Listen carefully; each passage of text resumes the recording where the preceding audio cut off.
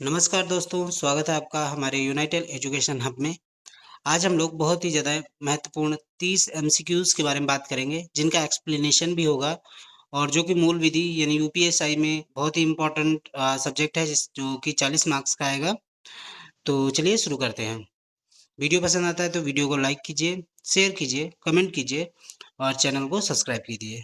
चलिए शुरू करते हैं। क्वेश्चन नंबर फर्स्ट है, संविधान का कौन सा अनुच्छेद भारत को संपूर्ण प्रभुत्व संपन्न समाजवादी पंथ निरपेक्ष लोकतांत्रिक गणराज्य घोषित करता है? Which articles of the constitution declares India as a sovereign socialist secular democratic republic? आपके ऑप्शंस हैं।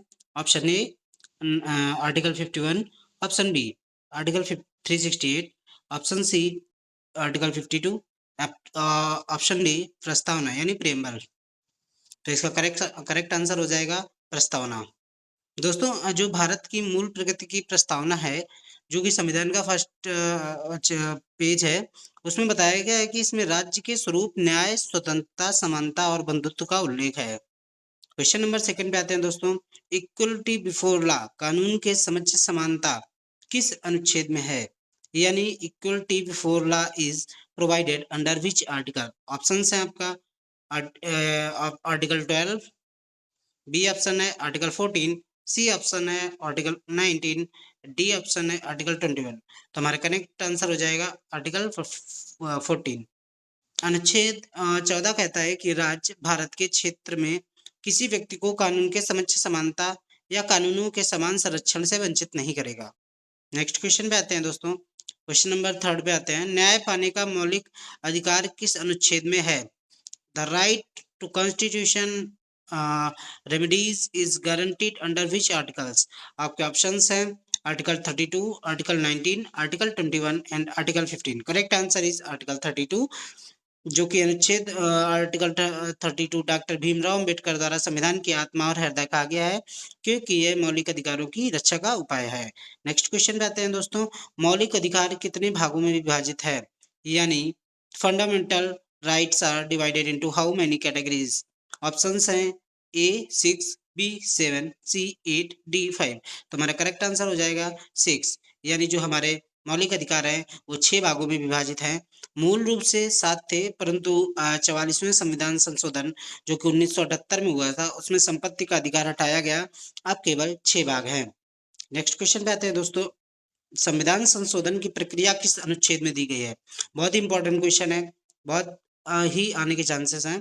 Which articles deals with the amendment procedure of the constitution? आपके ऑप्शंस हैं आर्टिकल 356, आर्टिकल 368, आर्टिकल 370, आर्टिकल 312। तो हमारा करेक्ट आंसर हो जाएगा option number B, यानी article 368। अनुच्छेद 368 में संसद को संविधान संशोधन की शक्ति दी गई है। अगर हमको कोई भी संविधान में संशोधन करना है, किसी भी उसमें संशोधन करना है, तो हमें आर्टिकल 368 के यूज करना पड़ेगा। उसी को ये शक्ति है कि वो संविधान में संशोधन कर सकता है।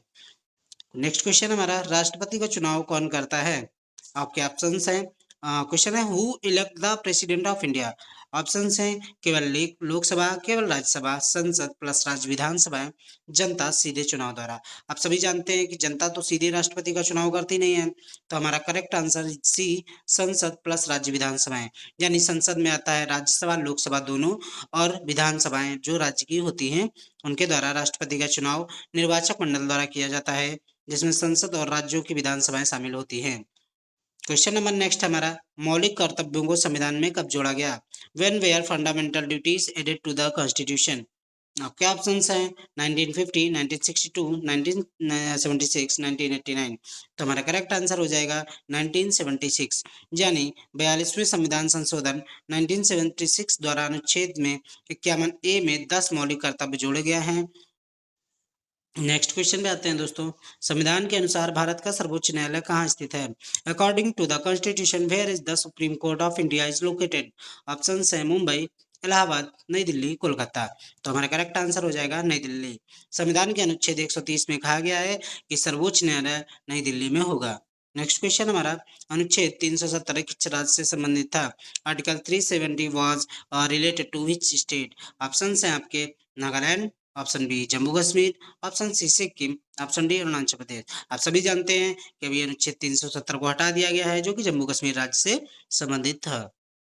अनुच्छेद 370 जम्मू कश्मीर को विशेष दर्जा देता था, 2019 में इसे हटा दिया गया। नेक्स्ट क्वेश्चन हमारा, आपातकाल की घोषणा किस अनुच्छेद में है? Emergency provisions are given under which article?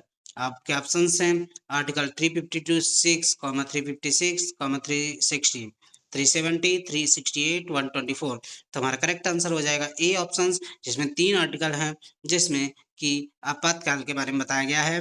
तो राष्ट्रीय आपातकाल 352, राज्य आपातकाल 356 और वित्तीय आपातकाल 360। यानी कि 4-4 का डिफरेंस है तीनों के बीच में, आसानी रहेगी याद करने में। नेक्स्ट क्वेश्चन पे आते हैं, अनुच्छेद 21 किस अधिकार से संबंधित है? Article 21 deals with which rights, यानी आर्टिकल 21 डील्स विच राइट्स। आपकी ऑप्शन है फ्रीडम ऑफ एक्सप्रेशन यानी अभिव्यक्ति की स्वतंत्रता, जीवन और व्यक्तिगत स्वतंत्रता यानी right to life and personal liability, option C है समानता इक्वलिटी, ऑप्शन डी शिक्षा का अधिकार राइट टू एजुकेशन।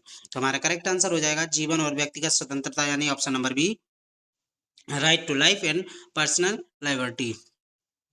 अनुच्छेद 21 कहता है किसी व्यक्ति को उसके जीवन और व्यक्तिगत स्वतंत्रता से विधि द्वारा स्थापित प्रक्रिया के अनुसार ही वंचित किया जा सकता है। नेक्स्ट क्वेश्चन हमारा, समान काम के लिए समान वेतन किस भाग से संबंधित है? Equal pay for equal work is related to which part of the constitution? Options है आपके मौलिक अधिकार यानी फंडामेंटल राइट्स, राज्य नीति निर्देशक तत्व यानी directive principle of state policy, option C fundamental duties, option D special provisions. तो हमारा करेक्ट आंसर हो जाएगा बी आंसर, राज्य के नीति निर्देशक तत्व यानी डीपीएसपी। अनुच्छेद 39 डी में कहा गया है कि पुरुष और महिला को समान काम के लिए समान वेतन मिलेगा। नेक्स्ट क्वेश्चन आते हैं, महाभियोग की प्रक्रिया किस पदाधिकारी पर लागू होती है? The process of impeachment applies to which authority? Options हैं आपके A prime minister, B president, C राज्यपाल यानी गवर्नर, डी मुख्य न्यायाधीश chief justice of India. Correct answer हो जाएगा राष्ट्रपति। केवल राष्ट्रपति को संविधान के अनुच्छेद 61 के तहत महाभियोग द्वारा हटाया जा सकता है। नेक्स्ट क्वेश्चन हमारा, भारत में संसद के कितने सदन हैं? How many houses are there in the Indian parliament? 1, 2, 3, 4, ये आपके ऑप्शंस हैं। करेक्ट आंसर हो जाएगा बी यानी 2। भारत की संसद द्विसदनीय है, राज्यसभा यानी अपर हाउस और लोकसभा यानी लोअर हाउस। क्वेश्चन नंबर 15 पे आते हैं, संविधान की आत्मा किसे कहा गया है? Which articles is called the soul of the constitution? आपके ऑप्शंस हैं ए अनुच्छेद 32, बी अनुच्छेद 14, सी अनुच्छेद 21, डी अनुच्छेद 19। करेक्ट आंसर हो जाएगा अनुच्छेद 32, जिसको डॉक्टर भीमराव अंबेडकर ने संविधान की आत्मा और हृदय कहा है।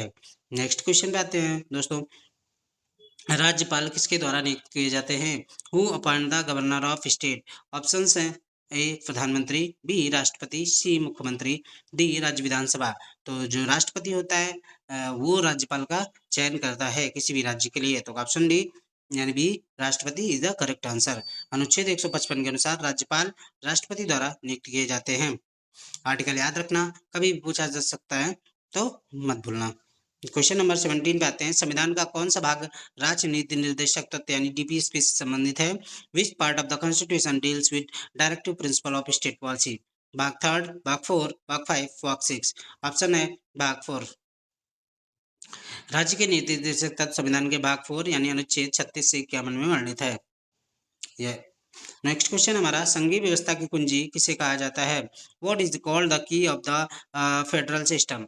ऑप्शन है राष्ट्रपति, प्रधानमंत्री और सी सर्वोच्च न्यायालय, डी राज्यपाल। तो हमारा करेक्ट आंसर हो जाएगा सर्वोच्च न्यायालय। सर्वोच्च न्यायालय को संघीय ढांचे की कुंजी कहा जाता है क्योंकि ये राज्यों और केंद्र के बीच विवादों का निपटारा करता है। जब कभी राज्य और केंद्र के बीच में मतभेद होता है तो उसको निपटारा सर्वोच्च न्यायालय द्वारा ही किया जाता है। नेक्स्ट क्वेश्चन हमारा, संसद का संयुक्त अधिवेशन किसके द्वारा बुलाया जाता है? Who summons the joint sitting of parliament? राष्ट्रपति, प्रधानमंत्री, लोकसभा अध्यक्ष, राज्यसभा अध्यक्ष। करेक्ट आंसर है राष्ट्रपति। अनुच्छेद 108 के तहत राष्ट्रपति संसद का संयुक्त अधिवेशन बुलाते हैं। नेक्स्ट क्वेश्चन हमारा, संविधान सभा की पहली बैठक कब हुई थी? When was the first meeting of the constituent assembly held? 26 जनवरी 1950, 9 दिसंबर 1946, 15 अगस्त 1947, 26 नवंबर 1949। तो हमारा करेक्ट आंसर हो जाएगा बी ऑप्शन 9 दिसंबर 1946। संविधान सभा की पहली बैठक 9 दिसंबर 1946 को हुई थी और डॉक्टर राजेंद्र प्रसाद इसके अध्यक्ष बने थे। नेक्स्ट क्वेश्चन हमारा, संविधान का कौन सा अनुच्छेद उच्चतम न्यायालय की स्थापना से संबंधित है? Which article deals with the establishment of the supreme court? Option है आपके article 124, article 130, article 136, article 32।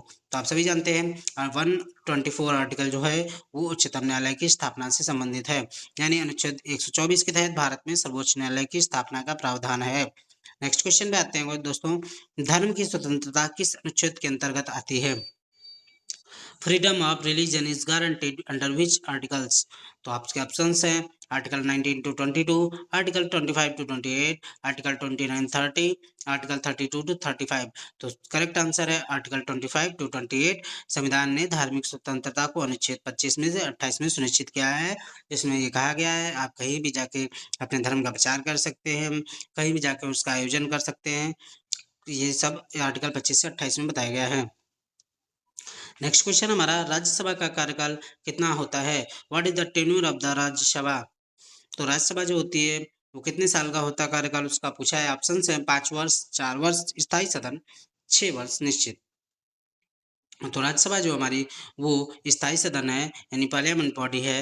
Rajya Sabha एक स्थायी सदन है, इसे भंग नहीं किया जा सकता है, जबकि लोकसभा को भंग किया जा सकता है। प्रत्येक 2 वर्ष के बाद इसके 1/3 सदस्य सेवानिवृत्त होते हैं। क्वेश्चन नंबर 14 है 24 है, वित्त आयोग यानी फाइनेंस कमीशन कितने वर्ष बाद गठित किया जाता है? आपके after how many years the finance commission constitute? Options हैं हर 2 वर्ष, हर 5 वर्ष, हर 6 वर्ष, हर 10 वर्ष। करेक्ट आंसर है हर 5 वर्ष। अनुच्छेद 280 के तहत राष्ट्रपति हर 5 वर्ष में वित्त आयोग की नियुक्ति करता है। कौन करता है? राष्ट्रपति। क्वेश्चन नंबर 25 है, आपातकाल में किस मौलिक अधिकार को निलंबित नहीं किया जा सकता है? Which fundamental right can not be suspended even during emergency? Options हैं आर्टिकल 19, आर्टिकल 21, आर्टिकल 14, आर्टिकल 32।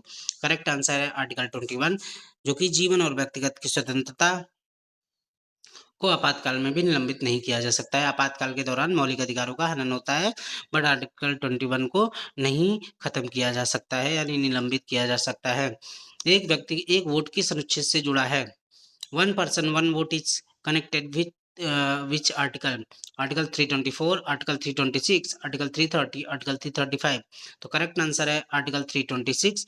326 के अनुसार 18 वर्ष से अधिक आयु का प्रत्येक नागरिक सार्वभौमिक वयस्क मताधिकार से वोट दे सकता है। नेक्स्ट क्वेश्चन पे आते हैं, भारत के संविधान में समानता का अधिकार किस अनुच्छेद तक है? यानी right to equality is provided from which article to which articles? आपके ऑप्शन हैं article 12 to 17, article 14 to 18, article 19 to 22, article 23 to 24। Correct answer हो जाएगा आर्टिकल 14 टू 18, यानी article 14 is equality before law से अनुच्छेद 18 यानी आर्टिकल 18 एबोलिशन ऑफ टाइटल्स तक समानता का अधिकार है। संसद में धन विधेयक कहाँ प्रस्तुत किया जाता है? यानी where is the money bill introduced in the parliament? Correct आपके ऑप्शंस हैं राज्यसभा, लोकसभा, राष्ट्रपति के बाद संसद के संयुक्त अधिवेशन में। तो करेक्ट आंसर है लोकसभा। धन विधेयक जो है वो लोकसभा में ही प्रस्तुत किया जा सकता है और राज्यसभा केवल सिफारिश कर सकती है।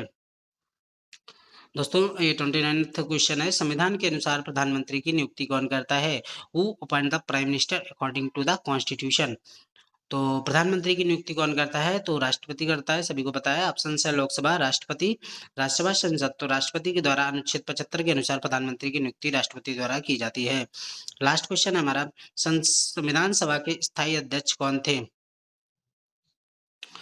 तो who was the permanent president of the constitution assembly? आपके ऑप्शंस हैं डॉक्टर भीमराव अम्बेडकर, डॉक्टर राजेंद्र प्रसाद, सी जवाहरलाल नेहरू, डी सच्चिदानंद सिन्हा। आपको इस क्वेश्चन का आंसर देना है कमेंट बॉक्स में, अगर आपको पता है। अगर वीडियो कैसा लगा आप अपना कमेंट में बता सकते हैं, और हमारे इसी तरीके की वीडियो आते रहेंगे। हमारे चैनल को शेयर, सब्सक्राइब और लाइक कमेंट जरूर कीजिएगा, ताकि हमको मोटिवेट मिले। फालतू के वीडियोस देखने से बेटर है आप एजुकेशन से रिलेटेड वीडियोस देखिए, हमको प्रमोट कीजिए, ताकि हम और भी अच्छा कंटेंट आपके लिए ला सकें। ये जो क्वेश्चंस थे किसी भी एग्जाम के लिए बहुत ज़्यादा महत्वपूर्ण हैं। चलिए, अगर वीडियो आप देख रहे हैं तो बहुत बहुत धन्यवाद।